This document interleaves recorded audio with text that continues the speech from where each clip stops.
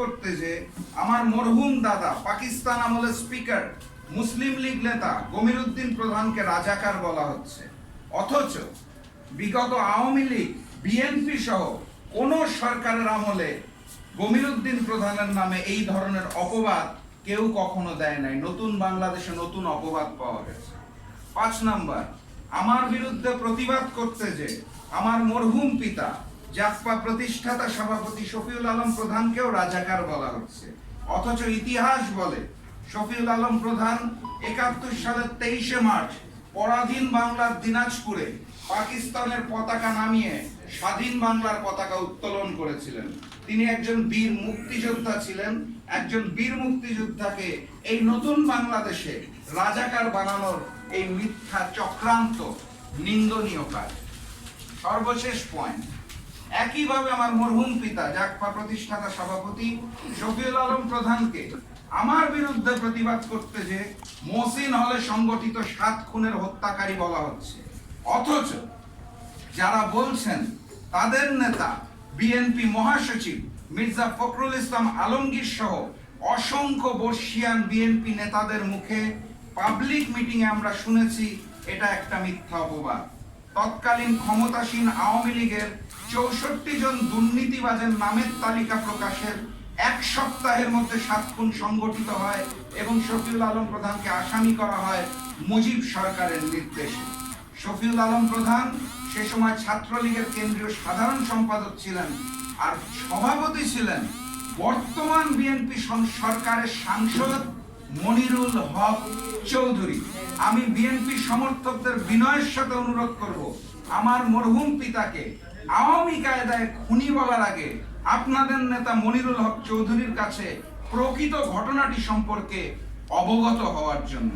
ওনাকে খুনি বলাটা তো শহীদ প্রেসিডেন্ট জিয়াউর রহমানের সিদ্ধান্তকে অসম্মান করা।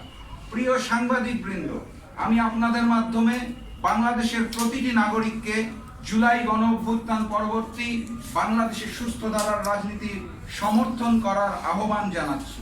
প্রকৃত স্বাধীনতা, প্রকৃত সার্বভৌমত্ব, প্রকৃত গণতন্ত্র, প্রকৃত বাক স্বাধীনতা ও প্রকৃত মানবাধিকারের প্রত্যাশায় আমি আজকের মতো শেষ করছি। বিজয়ের পথে যাত্রা শুরু, জীবন অথবা মৃত্যু। আসসালামু আলাইকুম। প্রশ্ন করা যাবে কিনা? সাংবাদিক ভাইরা রাজনীতিবিদরা তো কাঁধে কাঁধ মিলিয়ে চলার কথা। সাংবাদিক ভাইরা প্রশ্ন না করলে কি করবে? বিগত ফ্যাসিস্ট সরকারের আমলে 17টি বছর আন্দোলন সংগ্রামের রাজপথে আপনাকে দেখেছি এবং আমরা একই সঙ্গে আন্দোলন সংগ্রাম করেছি। মৃত্যুর কাছাকাছি থেকে আমরা ফিরে এসেছি। আমি কিন্তু প্রায় 1 মাস মুগদা মেডিকেল হাসপাতালে আইসিইউতে ছিলাম, বাঁচার কথা ছিল না।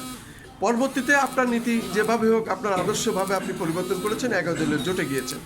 পাশাপাশি আমি বলতে চাই, আপনার কি শুধু বিএনপি আলারাই এই প্রতিবাদটা করছে আপনার বিরুদ্ধে, নাকি অন্য সমাজের বা দেশের অন্য কোনো রাজনৈতিক দল বা সোশ্যাল মিডিয়াতে অন্য ব্যক্তিগতভাবে কোনো আক্রোশ কেউ করছে কিনা?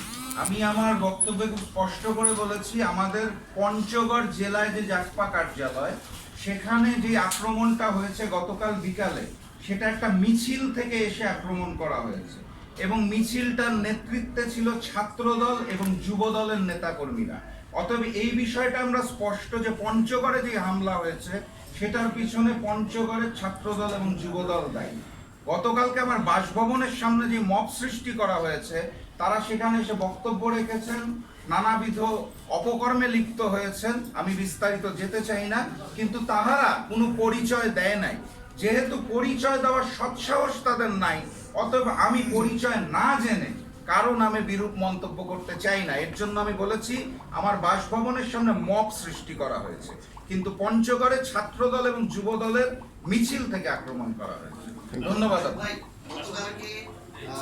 রাশেদ খান, আপনার নামের সাথে মিল, রাশেদ খান যিনি আগে গণঅধিকার ছিল এখন বিএনপিতে আছেন, তার ফেসবুক পোস্টে উনি লিখেছে যে আপনি সকল লিমিট পোস্ট করেছেন আপনার বিরুদ্ধে